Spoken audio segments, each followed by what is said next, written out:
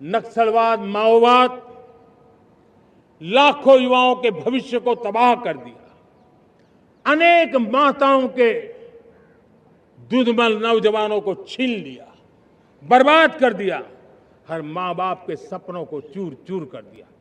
इस नक्सलवाद ने 4 दशक तक हिंदुस्तान के बहुत बड़े हिस्से को, बहुत बड़ी आबादी को दबोच करके रखा था, बंदूक के नोक पर दबोच करके रखा था, संविधान की धज्जियां उड़ा दी थी और देश के सामान्य नागरिकों की रक्षा में 3,500 से ज्यादा हमारी पुलिस के, सुरक्षा बल के जवान शहीद हो गए।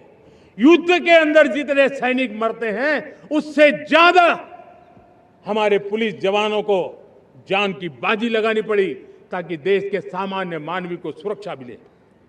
ये नक्सलवाद ने धरती को लहूलुहान कर दिया था। 2014 में आपने जब हमें मौका दिया, उसी दिन हमने संकल्प लिया था कि हम देश को नक्सलवाद से मुक्त करेंगे। और आज मुझे खुशी है कि नक्सली माओवादी हिंसा आखिरी सांस भी शायद रहने की अब तो ताकत नहीं रही है। पूरी तरह उसे खत्म करने की दिशा में जहां पर कभी नक्सलवादियों की गोलियां चलती थी, जहां पर कभी धरती रक्त रंजित रहा करती थी, आज उसी नक्सल क्षेत्रों में, उसी इलाकों में नक्सल मुक्त होने के कारण विकास, विश्वास और प्रयास का तिरंगा लहरा रहा है। मेरे प्यारे देशवासियों, लेकिन इस चुनौती को हमने कम नहीं आंकना है। इस चुनौती से हमें और भी सावधान रहने की जरूरत है। वर्षों तक देश की सत्ता में माओवादी सोच के लोग गलियारों में अपनी जगह बना करके बैठे थे। सरकारी कमेटियों में सलाहकार के रूप में भी ये माओवादी सोच ने नीतियों को प्रभावित किया था। मेरे प्यारे देशवासियों,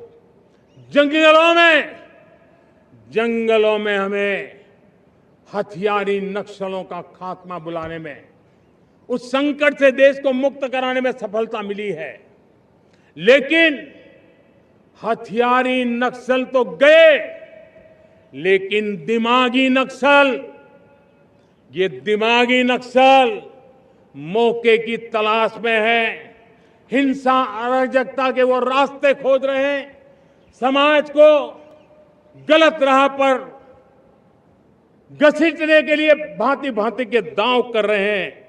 इन दिमागी नक्सलियों को पहचानना होगा, इन दिमागी नक्सलियों को आइसोलेट करना होगा और राष्ट्र को विकसित राष्ट्र बनाने की मुख्य धारा की ओर देश की युवा पीढ़ी को जोड़ना होगा। मेरे प्यारे देशवासियों, सुरक्षित भारत बनाना हम सबका दायित्व है।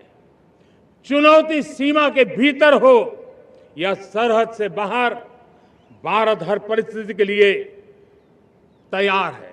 आज युद्ध का नेचर बदल रहा है। अब युद्ध सीमा पर ही होता है, गारंटी नहीं है। आज युद्ध सीमा के अंदर, कहीं रिफाइनरी पे जाकर के, कहीं बैंकिंग सेक्टर को जाकर के, कहीं डेटा सेंटर को जाकर के, एक प्रकार से लड़ाई का नया रूप, इंफ्रास्ट्रक्चर तोड़े जा रहे हैं, फैक्ट्रियां तोड़ी जा रही है।